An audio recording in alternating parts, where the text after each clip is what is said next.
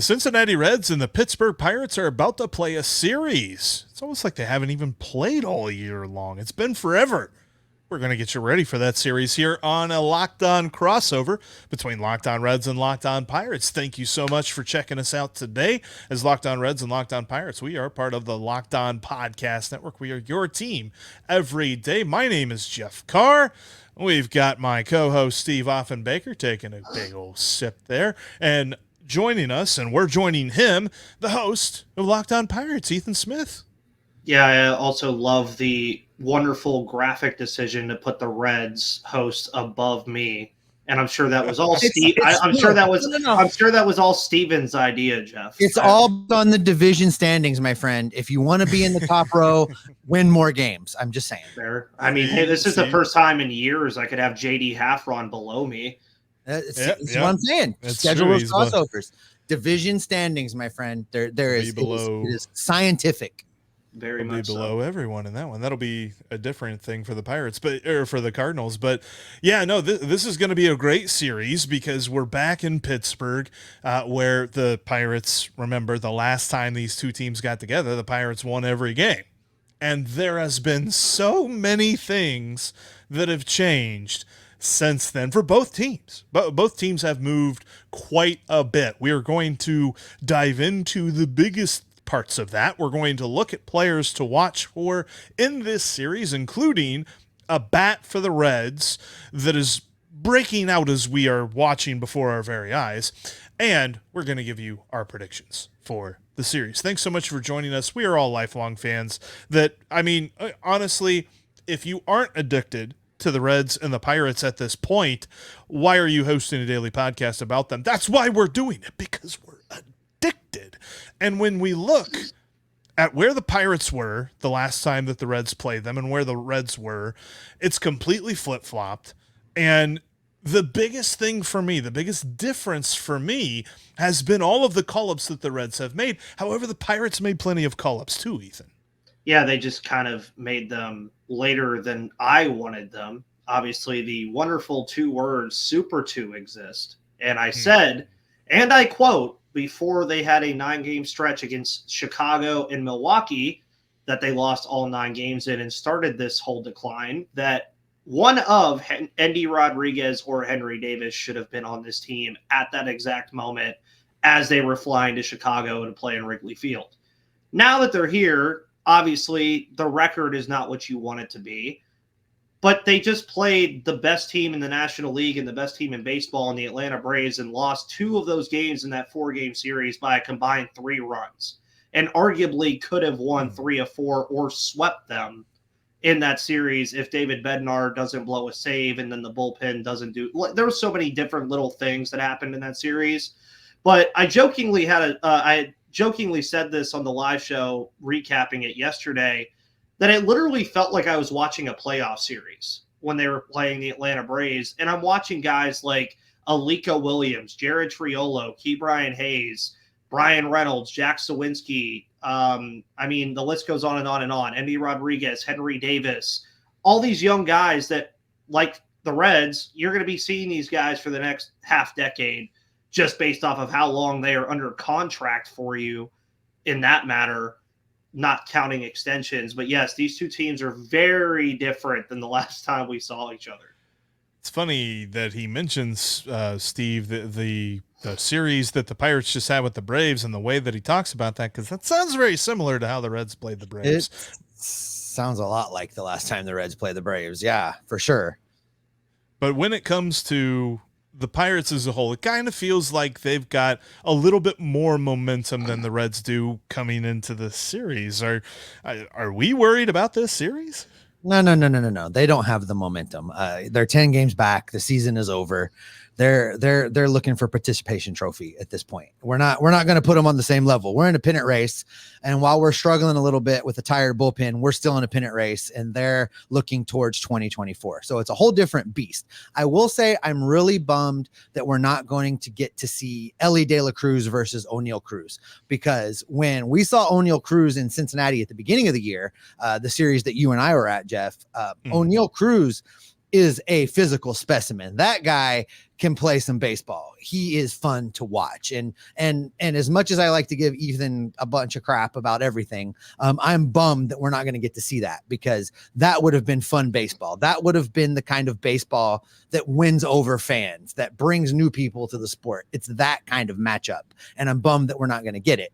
All that being said, you've got two teams. You've got a team in the Pittsburgh Pirates that are looking to basically remain respectable the rest of the way. That's kind of, I mean, Ethan, you can correct me if I'm wrong on that, but that feels like the mission, right? You don't want to be the St. Louis Cardinals in the way they are right now. You want to finish above them. You want to play decent baseball the rest of the way and prepare for 2024, where you've got the Reds who are trying to right the ship. Things have jumped off the tracks just a little bit. The bullpen is very, very tired. The starting rotation is desperately waiting for guys like Hunter Green and Nick Lodolo to come back. So you've got a Cincinnati Reds team that's kind of in a holding pattern, just hoping to remain in contention until the big dogs come back and they can make a true, honest push for a division title. So it's a really weird place, I think, for both teams to be in as they head into this series. But there's a lot of young talent in both dugouts. And regardless of the records, these are going to be fun games to watch, I think, because these young guys, I think, are going to feed off of each other,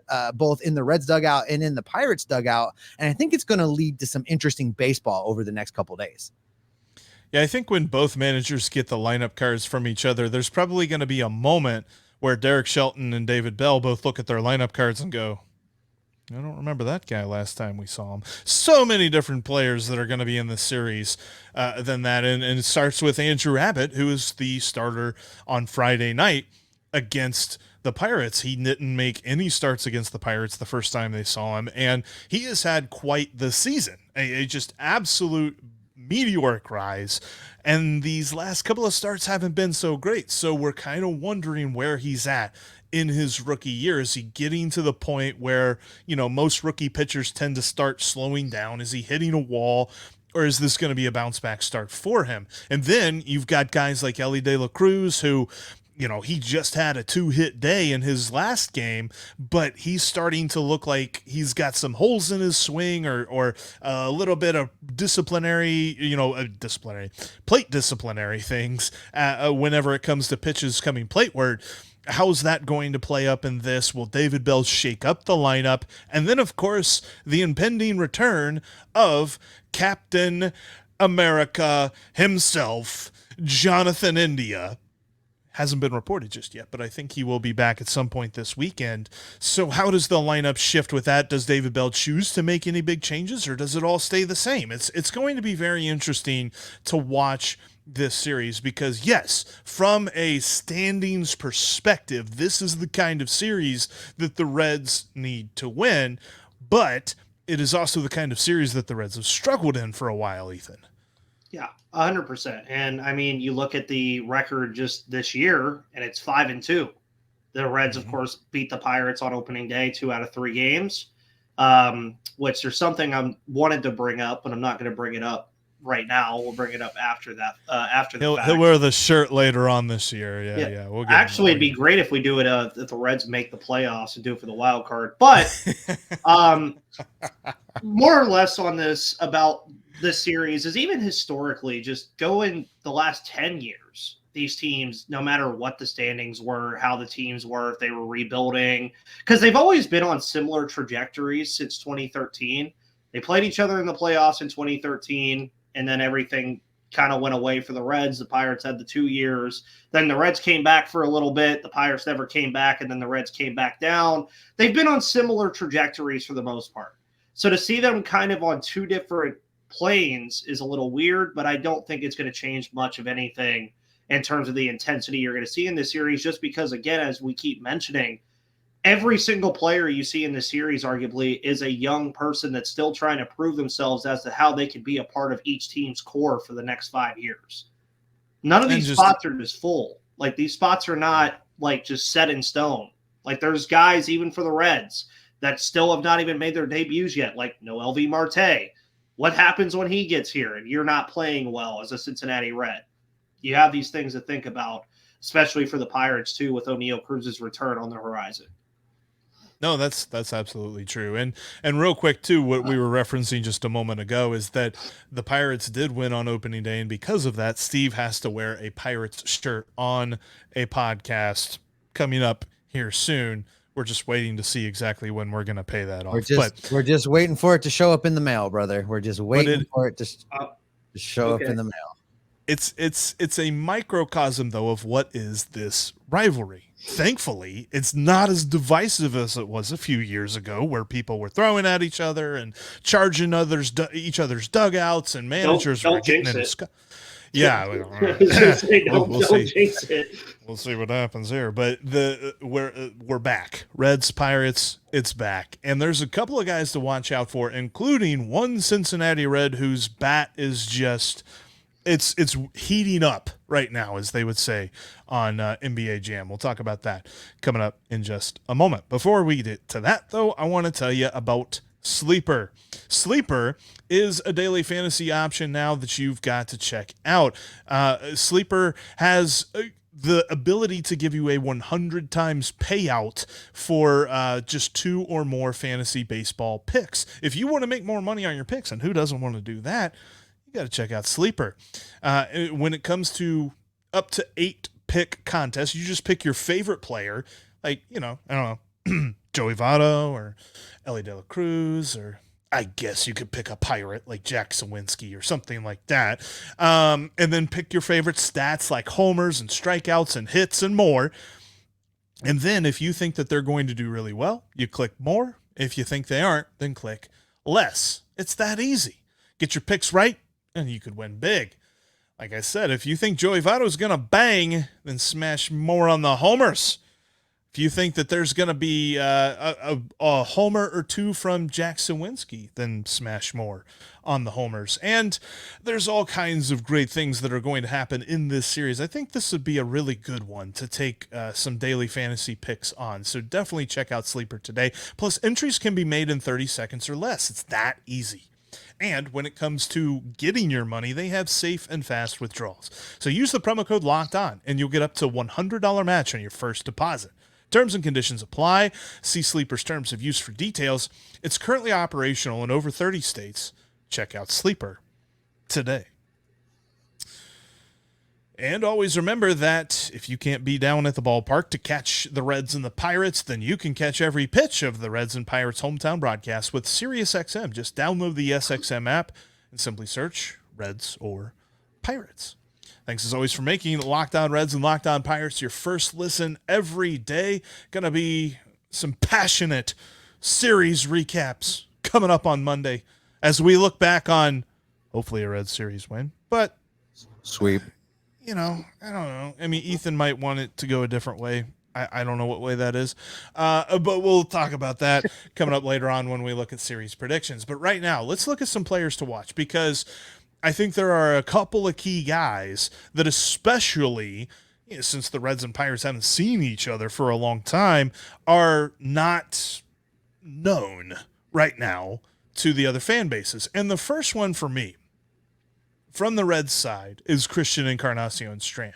I think everyone's heard of him. They heard of some prospect profiles and how he was smashing the ball at AAA and all this other stuff, but he did not debut to the kind of pomp and circumstance that Elly De La Cruz or Matt McLain or even Andrew Abbott did. He didn't have the meteoric week or two of performances that just melt your face off. He kind of eased into it.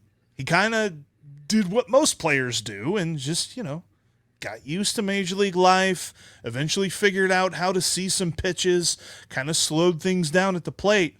And here recently, he's had a lot of games where he's hitting the ball hard. He just uncorked a home run off of Johnny Cueto in his last game. So I'm expecting here on this road trip as a whole, but starting out in the Pirates series, I'm expecting Christian Encarnacion-Strand's power to show up in a big way. Yeah, we talked about this on the live show yesterday, Jeff, that CES looks like he's poised for a breakout. And I agree with you. He is definitely a guy that we need to keep our eye on. This is the prime opportunity for him to start to evolve into what we hope is a cleanup hitter for the Reds. And I say that because my player to watch in this whole series is I am anticipating the return of Jonathan India. And I think he changes this lineup in a good way as long as David Bell handles it correctly. And what I want to see when Jonathan India is activated, and I believe that we will hear he's activated sometime later today. It hasn't happened at the time of this recording, but I think that it's going to.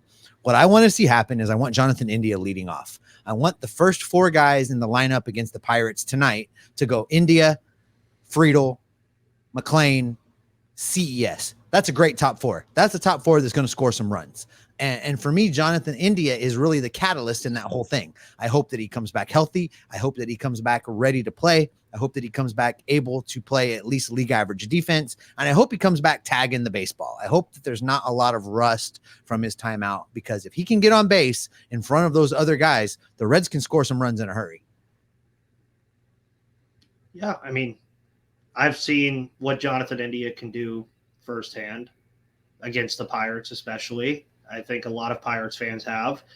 And when you're looking at the Pirates side of things, Liover Peguero, a guy that, like Jeff mentioned with CES, sorry, because I couldn't remember. Don't do the whole name. It's fine. Letters. Yeah, we do CES too. But Liover Peguero, another guy like that a lot of Reds fans have probably heard of, but haven't really seen him play much. And in his last 15 games, the guy's hitting .295 and slugging .545. He's doing very good. Now, outside of that, Henry Davis has had his struggles, Endy Rodriguez as well.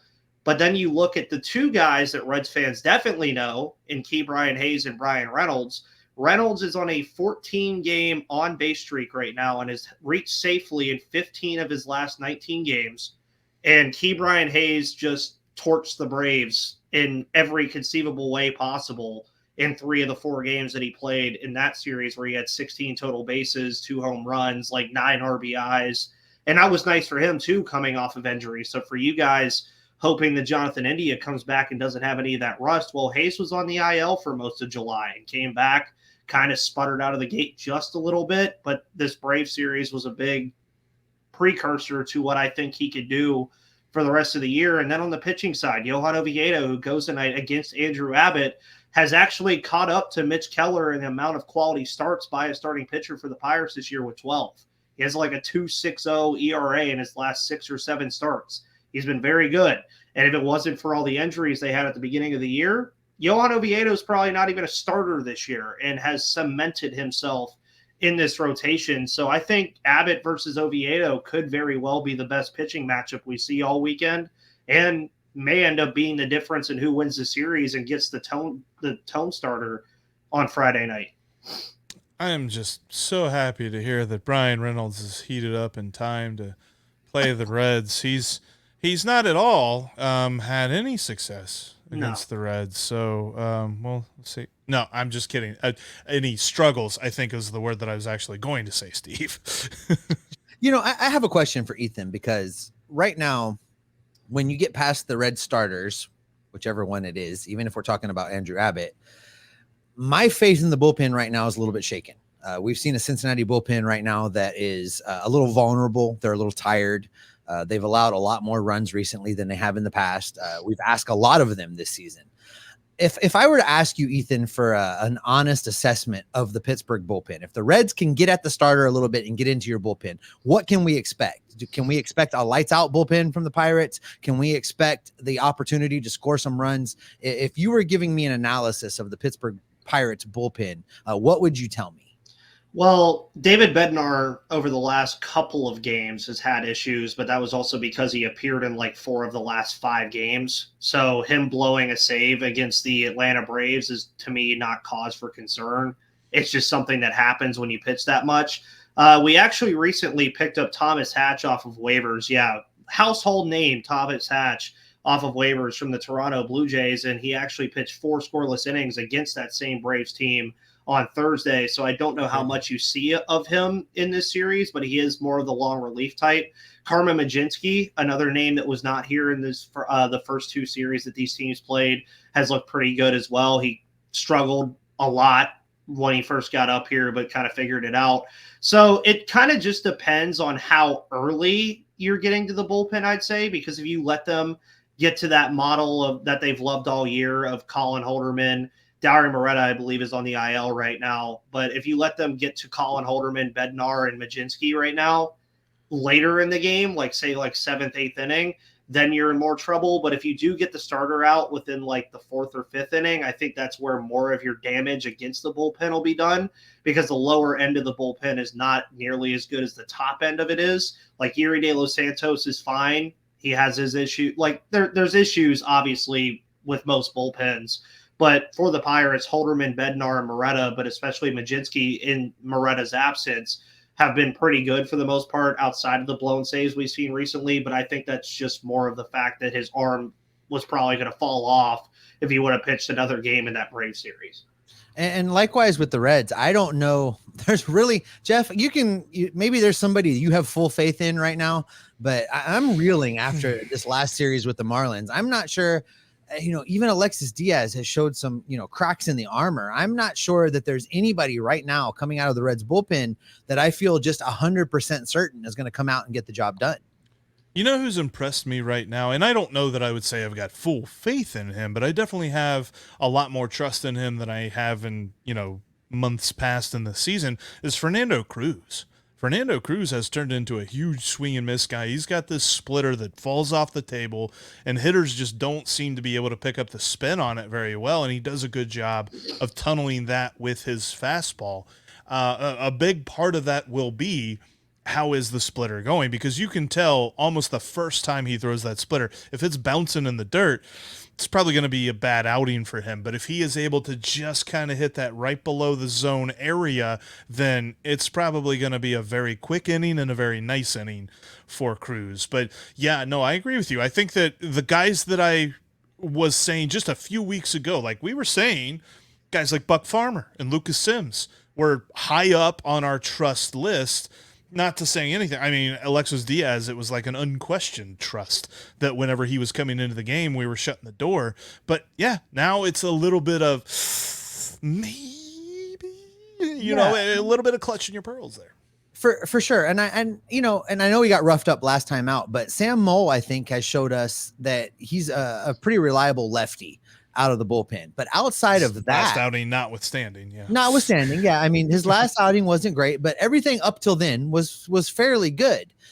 Beyond that, I really just, I'm a little bit nervous getting into the Reds bullpen right now. And I hope for some extended outings from the starting pitchers during this Pittsburgh series, because I would really like a chance for this bullpen to catch its breath and reset a little bit and let everybody right the ship. And if we can get a couple games being up on the Pirates in 3 runs, I would like the maximum save situation to get Alexis Diaz out there and a little bit of confidence back under his belt, right the ship, and then move forward from there. I think that's the best outcome, because I'm a little nervous about going to the bullpen too early. If I see David Bell pop out of that dugout in the 5th inning, I'm hoping that, Freddie Benavides trips him on the way up the stairs and tells him to slow his roll.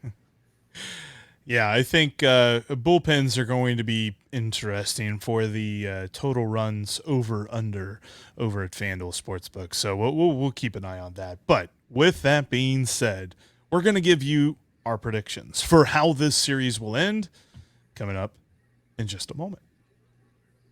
Before we do that, though, want to let you know that if you can't be down at PNC Park for this series, you can catch every pitch of the Reds' hometown broadcast and the Pirates' hometown broadcast with SiriusXM. Just download the SXM app and search the word Pirates or Reds. All right, Ethan, how are we looking? What's this series going to be? And we'll tell you why you're wrong. Well, shockingly, to no one's surprise here, the Cincinnati Reds are favored in all these games. Obviously not surprising. Who's starting the second game, by the way? TBD, like, is he a lefty, a righty? What's the deal there? That could be a number of different people. Maybe Quinn Priester. I have no idea. Maybe it's a bullpen game. I know he's struggled to start, but I think that he's pretty talented, so... Quinn Priester's a possibility there. There's a lot of different things they could do. Rowanty Contreras just pitched in AAA because he's still been working on getting his stuff back, so I don't think it would be him. No idea. Just based off of what I've seen from this team, where your last 2 series, it's very hard to come out of 2 4-game sets and say, I'm happy about that. after splitting both of those series against Milwaukee and Atlanta, two teams that are right there in the playoff hunt. Realistically, the Pirates have not lost a series. They've tied the last three, but they have not lost a series in quite a while, actually. It has been since the Angel series on the 23rd of July. So the Pirates are playing pretty good baseball right now. And I would be behooved if I came on this crossover and did not pick at least 2 out of 3 in this series for the Pittsburgh Pirates, purely just off of that they're playing with a lot of fire right now. They have to be coming out of this Braves 4-game set happy that they played that team that well. And hopefully they take that same intensity to this series as well against an NL Central opponent. And more or less, my prediction here too, I just want to see how they look against the Reds, not even from a win-loss standpoint. Where do you stack up against a team that you're probably going to stack up against for the next 3 or 4 years? That's what I really want to look at in this series. I'm predicting 2 out of 3, but whatever the result is, as long as the games are close and it looks like they're battling, I'll be content.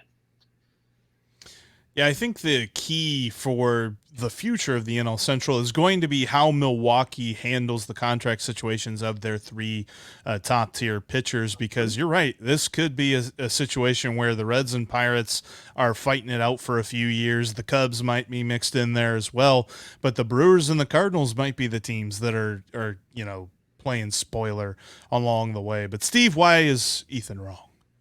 Well, Ethan's wrong for a number of reasons most days. And the reason he's wrong today is that we've got Andrew Abbott going in the first game of this series. And Andrew Abbott's coming off of a couple not so stellar starts. As Ethan mentioned, he's going against Oviedo, and that's okay. That's a decent pitching matchup. But I think that when you stack those two guys up against each other, Andrew Abbott 6-3 with a 2.93 ERA, and you look across the dugout and he's going up against a guy that's 6-11 with a 4.18 ERA. So looking at that matchup, I think that comes out in the Reds' favor. And I think that Andrew Abbott is going to be hungry for a win after these last 2 starts that have not been optimal. And if he wants to quiet the, oh my God, is it time to shut him down talk, he needs to have a good start against the Pirates tonight. And I think that he's going to deliver that. When you head to the second game of the series, as Ethan said, they're not even sure who they're going to run out there against the Reds. It could be a bullpen day. It could be a number of guys facing Cincinnati. But for sure, what we know is that Brandon Williamson is going to be on the mound for the Reds. And his last couple turns through the rotation, Brandon Williamson has been a different guy. He's kind of figured it out. And I think that when you look at that matchup, that clearly comes down in the Reds' favor. Brandon Williamson has pitched well. He's pitched effectively. He's been very pitch efficient. And I think against this Pittsburgh Pirates lineup, he's going to continue to be that guy. I think they win that. So 2 of 3 right now for the Reds, just looking at it on paper with Abbott and Williamson going. Then we get to the series finale. And this is one that you just never know how it's going to shake out for the Reds, because it is Luke Dreamweaver Day. And against all odds, the Reds seem to be able to win starts with this guy on the mound, even though he allows 127 runs per start. The Reds find a way to win. I don't understand how it works. It just works. So if I'm a betting guy, if I'm putting money on this thing, if I'm looking at it, taking a step back and being realistic, I think the Reds win 2 of 3, and you have to think that Weaver just screws it up. But what the Reds really need here is to find a way to steal a sweep. They've not been playing good baseball. They've had some pretty dramatic bad outcomes. They've blown several games. They just lose a series to the Fish that they really probably should have swept, if we're being honest. They should have swept that series. And I think to right the ship, I think to get the narrative changed back to these guys could win the division versus the youth is screwing it up, they really need to sweep this series. They need to steal a sweep here. Realistically, 2 of 3, outside shot at a sweep. Either way, the Reds are going to win this series. I think, and this term is so overblown in sports, it's as close to a must-win as you can get in baseball for the Reds. They absolutely need to take 2 out of 3. If they come out of Pittsburgh winning 1 out of 3, or God forbid, none out of 3, then we're going to begin to write the eulogy for the Reds' playoff hopes in 2023, because the skid that they have been on here recently has to have an end if they are to hope, make that, October baseball run. And I think that this is the series where you kind of, you do or you don't. And they've got to take 2 out of 3. And I think that there's a huge thing in this, because the last time these two teams met, the Reds lineup was very weak, very, very weak, because you didn't have any of the guys that are currently, you had TJ Friedel, you had Jonathan India, had Jason Vossler. Jason Vossler, yeah. My favorite player of all time in Cincinnati Reds history, Will Benson. Yeah, but you have Will Benson, but a different Will Benson. The Will Benson, yes. The Will Benson that I said would be here. He is going to be a big impact on this series. I do think the Reds take 2 out of 3, because I think they've got that mentality. And just as anyone would have predicted, the Reds guys picked the Reds and the Pirates guy picked the Pirates. So that's the kind of bombshell that we like to end on here. We're full of hot takes around here, man. Hot takes. Hey, at least I didn't call a sweep this time. Yeah. But the last time I did, I was right. So you did, and was not happy about that. So, but that is where we will end today's crossover. Thank you all so much for joining us for this Locked On Reds, Locked On Pirates crossover. Before we get out of here, remember that you can catch every pitch of the Reds and Pirates hometown broadcast with SiriusXM. Just download the SXM app and search Reds or Pirates. But thank you so much for joining us. Make sure that you follow our podcast and make sure that you're subscribed on your favorite apps. We are coming up here on the Monday. You will get the recap. Josh Van Meter card for those of you not watching on YouTube. Ethan just held up a autographed Reds Josh Van Meter card to the camera. And that is the perfect way to end. We'll talk to you all on Monday.